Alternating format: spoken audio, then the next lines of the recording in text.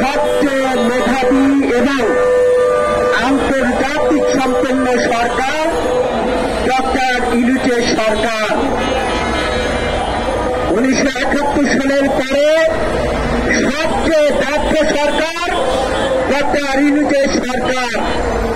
Doctor ইউনূসের চোখে কালো চশমা দিয়েছেন, যার কারণে আজকে প্রতিবন্ধী শিক্ষকদের রাজপথে থাকতে হচ্ছে।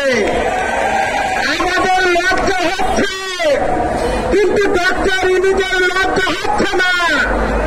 কারণ কি জানেন? সুদের ব্যবসা ভালো চলছে, গ্রামীণ ব্যাংক ভালো চলছে, আদম ব্যবসা ভালো চলছে, যার কারণে শিক্ষকদের তার দরকার নাই। কারণ শিক্ষকরা সুদের ব্যবসা করেন না। নতুন করে আমরা দেখলাম ডক্টর ইউনূস দেশের বন্দরকে বিদেশের হাতে তুলে দিচ্ছেন। কারণ কি জানেন? বিদেশি কোম্পানির কাছ থেকে শেষ সময়ে উনি ক্ষমতায় চলে যাবেন, কিন্তু পয়সা পাবেন, মাসেরও পয়সা পাবেন। ডক্টর ইউনূস পয়সা ছাড়া কিছু বলেন না। তিনি বাংলাদেশের জনগণকে দিতে আসেন নাই। যদি দিতে আসতেন তাহলে প্রেস ক্লাব থেকে পল্টন মোড় পর্যন্ত বিভিন্ন শিক্ষকরা রাজপথে থাকতো না। জাতি হিসেবে আমরা লজ্জা পাচ্ছি, রাজনৈতিক কর্মী হিসেবে লজ্জা পাচ্ছি, একজন বাংলাদেশের নাগরিক হিসেবে লজ্জা পাচ্ছি। কারণ এই জাতির মেরুদণ্ড, এই জাতির মেরুদণ্ড এবং এই জাতির গঠনের সবচেয়ে বড় ভূমিকা আমাদের শিক্ষক। শিক্ষক মানে আমাদের অভিভাবক। সেই অভিভাবকরা দিনের পর দিন যখন রাজপথে থাকে আমরা লজ্জা পাই, কিন্তু ডক্টর ইউনূস লজ্জা পায় না। আমি শিক্ষকদেরকে বলতে চাই, আপনারা ডক্টর ইউনূসের সঙ্গে দেখা করে বলেন আপনার গ্রামীণ ব্যাংক থেকে আমরা লোন নেব, তবু আপনারা আমাদের দাবি মেনে নেন। দেখবেন আপনাদের দাবি মেনে নেবে। কারণ আপনাদের থেকে যারা সুদে ব্যবসা করতে পারে, যার কারণে ডক্টর ইউনূস চোখে কালো চশমা দিয়েছে। আমি তাকে বলতে চাই, গত 17 বছরে বাংলাদেশে যারা বাংলাদেশের মানুষের ভাগ্য নিয়ে ছিনিমিনি করেছিল, তাদের পরিণতি কি হয়েছিল গণভবনে, ডক্টর ইউনূসকে সেটা উপলব্ধি করতে হবে। এই পরিণতি যমুনাতে হোক আমরা অন্তত পক্ষে চাই না। কিন্তু যখন আমার শিক্ষকরা রাজপথে দিনের পর দিন এভাবে জীবন জীবিকার জন্য থাকবে, তখন আমরা সিদ্ধান্ত নেব যমুনার ভিতর যমুনার অবস্থা সেই ধরনের হবে কিনা।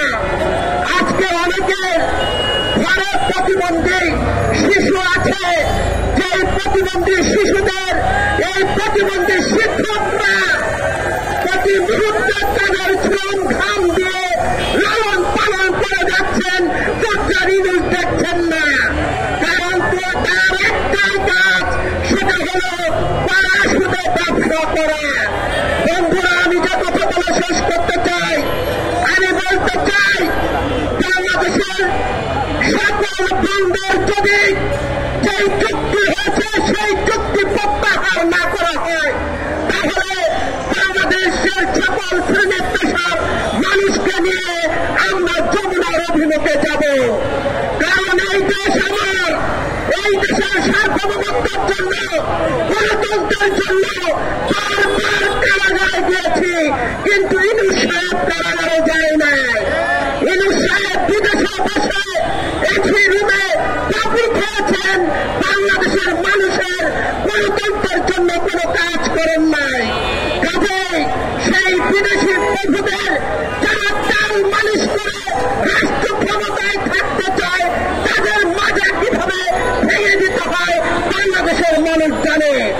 আমরা দেখেছিলাম গত 17 বছরে শেখ হাসিনা বলেছিল, ভারতকে আমরা যা দিয়েছি ভারত সারা জীবন মনে রাখবে।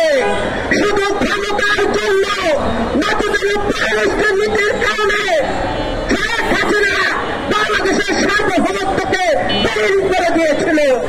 আমরা ভেবেছিলাম বাংলাদেশে 5ই আগস্টের পরে জনগণের সরকার ডাক্তার ইউনূস মেরুদণ্ডে সোজা করে বাংলাদেশের সার্বভৌমত্ব ধরে রাখবে, কিন্তু তিনিও মেরুদণ্ড ব্যাকে করে পশ্চিমাদের সাথে আঘাত করে আবার বাংলাদেশের সার্বভৌমত্ব নিয়ে নানান রকম ষড়যন্ত্র করছে। আমরা এই ষড়যন্ত্র রুখে দিতে চাই এবং ডাক্তার ইউনূসকে বলতে চাই, আপনারা যদি এই চুক্তি বাতিল না করেন তাহলে সারা বাংলাদেশের মানুষকে নিয়ে আমরা আন্দোলন করে তুলব। বন্ধুরা, একটি ছেড়ে নেই, নির্বাচনকে বানচাল করার জন্য তাই তারা বলছে আমাদেরকে সজাগ থাকতে হবে, তাদের সুযোগ দেওয়া যাবে